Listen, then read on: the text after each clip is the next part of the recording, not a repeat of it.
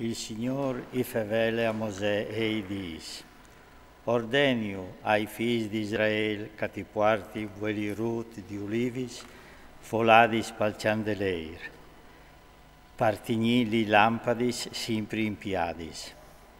Aaron lo prepararà te tende de convigne, fur dal veli de testimonianze, perché lis lampadis assevin sempre in piadis, denando al Signor, di sore sere, infine mai a buinore, e io ne legge eterne, di generazione in generazione.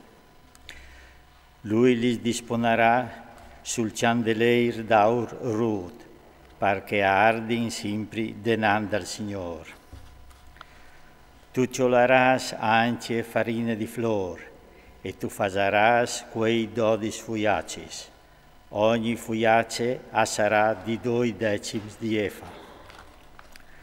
Tu li disponeràs in 2 tassis, si spartasse sulla tavola di aur rut denando al Signor.